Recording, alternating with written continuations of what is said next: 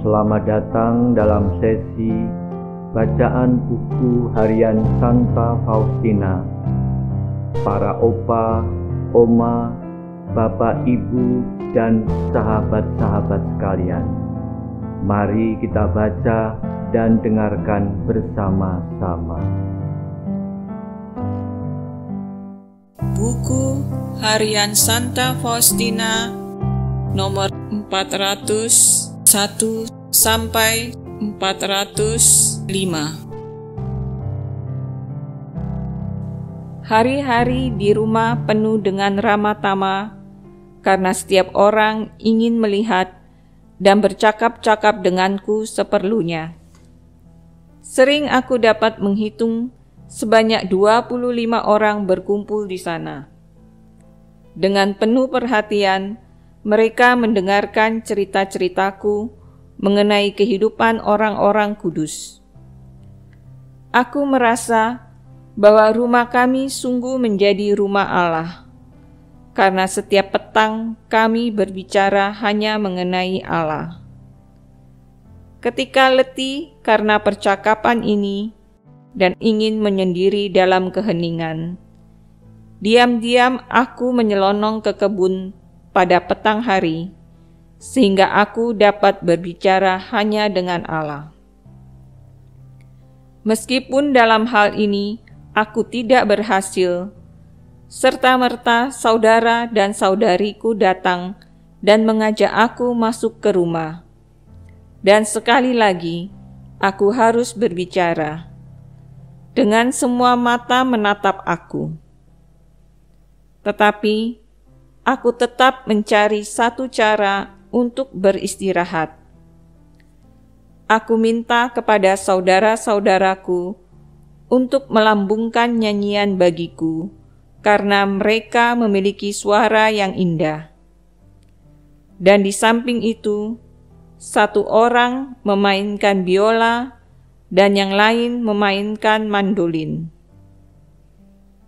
Dan selama waktu itu, aku dapat membaktikan diriku kepada doa batin tanpa menghindari kehadiran mereka. Yang juga membuat aku sangat letih adalah bahwa aku harus mencium anak-anak. Ibu-ibu yang aku kenal datang dengan membawa anak-anak mereka dan memintaku memeluk mereka sekurang-kurangnya sebentar dan mencium mereka. Mereka memandang ini sebagai suatu berkat yang besar. Dan bagiku, ini adalah kesempatan untuk mengamalkan keutamaan, karena banyak dari anak-anak itu agak kotor. Tetapi, untuk mengatasi perasaanku, dan agar aku tidak memperlihatkan kejijikan, aku mencium anak yang kotor 2 kali. Salah seorang dari teman-teman ini datang dengan seorang anak yang matanya sakit dan penuh dengan nanah, dan ia berkata kepadaku, "Suster, gendonglah dia sebentar." Naluriku berontak, tetapi tanpa memperhatikan apapun, aku meraih anak itu, menciumnya 2 kali, tepat pada lukanya, sambil memohon kepada Allah untuk meringankan penderitaannya. Aku memiliki banyak kesempatan untuk mengamalkan keutamaan. Aku mendengarkan orang mencurahkan keluh kesah mereka, dan aku menyaksikan tidak ada hati yang tampak bersukacita, karena di antara mereka tidak ada hati yang sungguh-sungguh mengasihi Allah. Dan hal ini sama sekali tidak mengherankan bagiku. Aku sangat menyesal tidak berjumpa dengan 2 saudariku. Dalam hati, aku merasakan bahwa jiwa mereka berada dalam bahaya besar. Rasa sakit merayapi hatiku ketika memikirkan mereka. Pernah ketika aku merasa sangat dekat dengan Allah, aku memohon dengan kusuk kepada Tuhan untuk memberikan rahmat kepada mereka.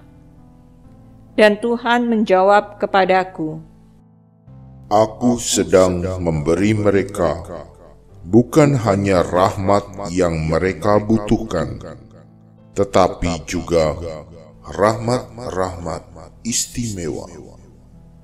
Aku sadar bahwa Tuhan akan memanggil mereka kepada kesatuan yang lebih erat dengan Dia. Aku bersuka cita luar biasa bahwa kasih yang sedemikian besar meraja di tengah keluarga kami.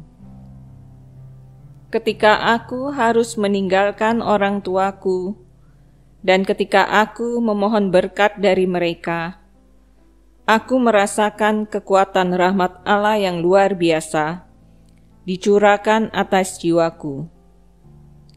Ayahku, ibuku, dan ibu baptisku memberkati aku sambil mencucurkan air mata mereka, memohon bagiku kesetiaan yang paling besar kepada rahmat Allah, dan meminta kepadaku untuk tidak pernah melupakan betapa banyak rahmat Allah yang telah diberikan kepadaku dengan memanggil aku merengkuh kehidupan membiara. Mereka minta kepadaku untuk mendoakan mereka. Meskipun setiap orang menangis, aku tidak meneteskan setitik air mata pun.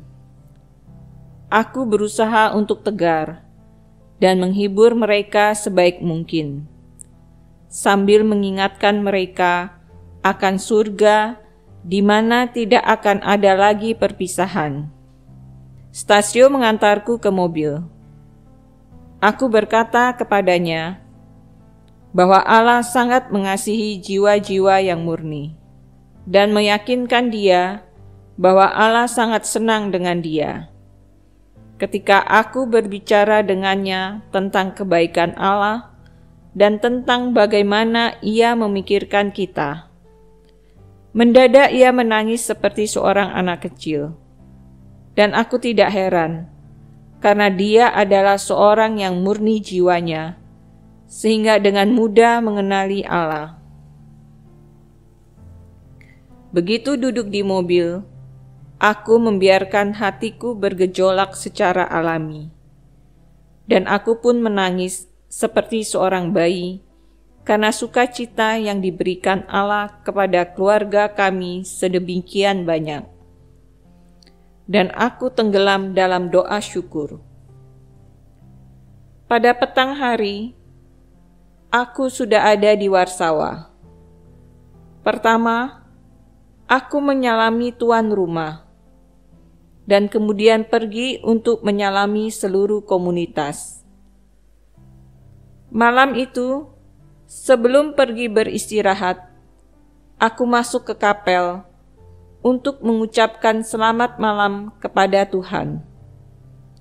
Dan aku minta maaf karena ketika berada di rumah orang tua, sangat sedikit aku berbicara dengan dia. Maka aku mendengar suatu suara di dalam jiwaku. Aku sangat senang bahwa engkau tidak berbicara denganku, tetapi membuat kebaikanku dikenal oleh jiwa-jiwa, dan engkau telah menyadarkan mereka untuk mengasihi aku. Muder superior berkata kepadaku, "Suster, kita berdua akan pergi ke Josephenik besok, dan engkau akan mempunyai kesempatan untuk berbicara dengan Muder Jenderal Mikaela." Aku senang sekali. Muder Jenderal selalu saja sama, penuh dengan kebaikan, damai, dan roh Allah. Aku berbicara panjang lebar dengan dia. Kami menghadiri kebaktian siang. Litani Hati Yesus yang Maha Kudus dilakukan. Tuhan Yesus ditahtakan di dalam monstran.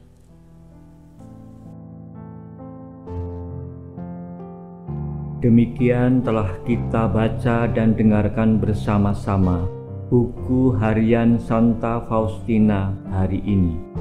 Kita akan lanjutkan bersama-sama besok di waktu yang sama. Berkah dalam.